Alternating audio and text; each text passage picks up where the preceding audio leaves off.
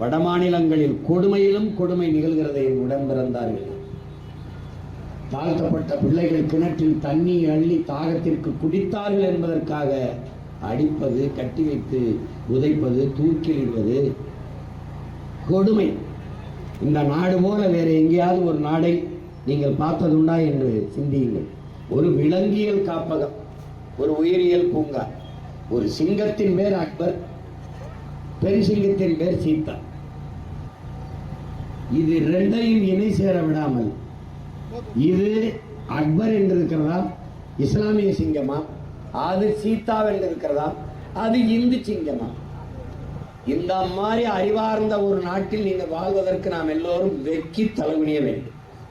இதில் கல்வி, மேம்பாடு, தொழில், வளர்ச்சி, டெவலப்பு. இந்த டெவலப் ஒரு நாள் டெவலப் டயர் மாதிரி வெடிக்குதா இல்லையா? ஒன்று இருப்பார். சிங்கம்னு பேர் வச்சது நம்மடா பைத்தியக்காரப்பெல்லாம். சிங்கத்துக்கு தெரியாதரா சிங்கம்னு, அதுக்கு தெரியாதரா அக்பர்னு, இதுக்கு தெரியாதரா சீதைன்னு தெரியாது. அது என்ன நினைக்கும்னா, நம்மளை எதுக்கு நம்ம காதலியோட சேர விடாம இந்த காவாலி பேரை தடுக்கிறாங்க, ஏன் மனைவியோட இணை சேர விடாம நீ எதுக்குடா தடுக்கிறாங்கன்னு அது ஒரு வழக்குங்க. இந்த ரெண்டு சிங்கத்தையும் பிரிக்கணும். மனுஷன் சேர விடாம அடிச்சு வெட்டி கொடுத்துக்கிட்டு இருந்தான், சாதி பெருமைக்கு கொலை பண்ணிக்கிட்டு இருந்தான். இப்ப சிங்கத்துக்கு மத பெருமைக்கு போய் வழக்கு போது வழக்குக்கு தீர்ப்பு வருது. அந்த சிங்கங்களுக்கு பெயரை மாற்றுங்கள், இனிமேல் அப்படி பெயர் வைக்காதீர்கள் அப்படின்னு. எதுக்கு பணம் செல்லாது நீங்க? அப்ப 2000 செல்லும் நீங்க. இப்ப 2000 செல்லாதுங்கிறீங்க. இந்த நாட்டாம படத்துலதான் வரும், தீர்ப்பை மாற்றல செல்லாது அப்படின்ற மாதிரி.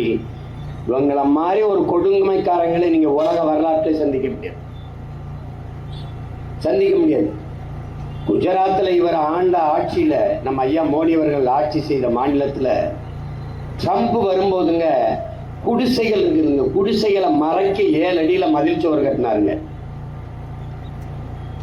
நான் மட்டும்தான் சொன்னேன், இந்த 7 அடிக்கு மதில் சுவர் கட்டுற செங்கலை வச்சு அவனுக்கு வீடு கட்டி கொடுத்துருக்கலாம், நீங்க எதுக்கு குடிசையா வச்சிருக்கீங்கன்னு. இதுதாங்க இவங்க டெவலப்.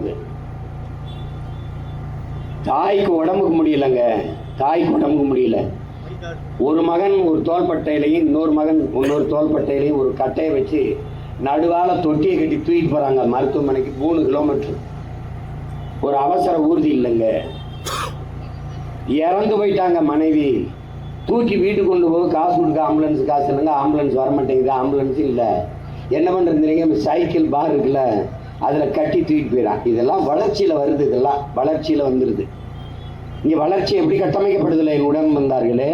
நீங்கள் பட்டினி கிடந்து செத்து போனீங்கன்னா உங்களை கட்டையில் எரிக்காமல் கரண்ட்டில் எரிப்பார்கள்ல, கரண்ட்டில் எரிப்பது வளர்ச்சி. இது டெவலப். பிச்சைக்காரன் இருக்கான்ல, பிச்சைக்காரன் கையேந்தி இப்படி பிச்சை கேட்டது போக இப்போலாம் கேஷ்லெஸ் எக்கனாமிக் வந்துருச்சுல. கேஷ்லெஸ் பணமில்லா பரிவர்த்தனை, அதெல்லாம் வளர்ச்சியில் வருது. டெல்லியில் ஒரு அம்மா போய்கிட்டு இருக்கு, ஒரு பிச்சைக்காரன் சாலையில் நிறுத்தம் வருது இல்லை, அந்த நிறுத்தல் சிக்னலில் நிற்கிது அந்த அம்மா. இவன் போய் அப்படி தட்டுறான், பிச்சைக்காரன் ஒரு பை போட்டிருக்கான், கண்ணாடி இறக்குது அந்த அம்மா. அவன் ஹிந்தியில் கேட்குறான், எனக்கு ஏதாவது காசு கொடு, பிச்சை கொடு அப்படின்னு. அந்த அம்மா கேஷ் நகைங்குது, ஒன்லி கார்டு அப்படிங்குது. அவன் பையிலிருந்து ஒரு சோப் மிஷின் எடுக்கிறான், அந்த மிஷினில் நீ அட்டையை கிழிச்சு விடுன்றான்.